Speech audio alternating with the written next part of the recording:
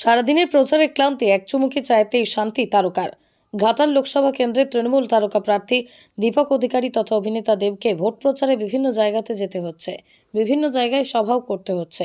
আর সারাদিনের সেই ক্লান্তি কাটাতেই মাঝে মাঝেই চায়ের দোকানে দাঁড়িয়ে দেবকে চাও খেতে দেখা যাচ্ছে। দেবকে প্রশ্ন করা হলে দেব বলেন, প্রচারের ক্লান্তি কাটাতেই চা পান করছেন তিনি। দেব এমনও বলেন, চাই হচ্ছে আসল টনিক, যার ক্লান্তি কাটাতে সাহায্য করে মানুষকে। তাই মাঝে মাঝে প্রচারের ফাঁকে চা পান করছেন তিনি। এক চুমুক চায়ে ক্লান্তি দূর হচ্ছে দেবের। প্রচারের ক্লান্তি কাটাতেই কি চা মাঝে মাঝে চায়ের থেকে ভালো এনার্জি অনলাইনে কোথাও আছে। বাঙালির কাছে চা হচ্ছে একটা এনার্জির একটা পাওয়ার হাউস। সত্যি আপনার অনেকক্ষণ ধরে তো চলছে সবাই। আমরা গাড়িতে আলোচনা করছিলাম একটা চা যে দাঁড়ানো যায়, আমাদের প্ল্যান ছিল এটা শেষ করে আমরা চাটা খাবো। মাঝে বলেন যে এখানে তখন দোকানে চা পেয়ে যাবে, চলো দোকানে চা পেয়ে। আচ্ছা, শুধু তো চা নয়, একেবারে দোকান থেকে বিস্কুট নিয়ে সাধারণ মানুষকে দিতেও তো দেখা গেল দেবকে। এটা কি একটা অন্য রূপে কোথাও কি দোকান থেকে একবারে বিস্কুট দিতে দেখা গেল? সত্যি কথা বলতে গেলে মানুষ ভালোবাসে, মানুষ কোথাও যেন আমাকে বুঝতে পারে যদি বলি, বা আমার সঙ্গে কানেক্ট করতে পারে। এবং মানুষের আবদার করতে আমি অ্যাকশন করছি, সেটা খেতে পারছিলাম না। মাসি বললাম তুমি খাবে, তোমরা সামদিকে বললো না আমাকে দাও আমাকে দাও। তাহলে প্রচারে কি চা একটা টনিক, এনার্জি বাড়ানো?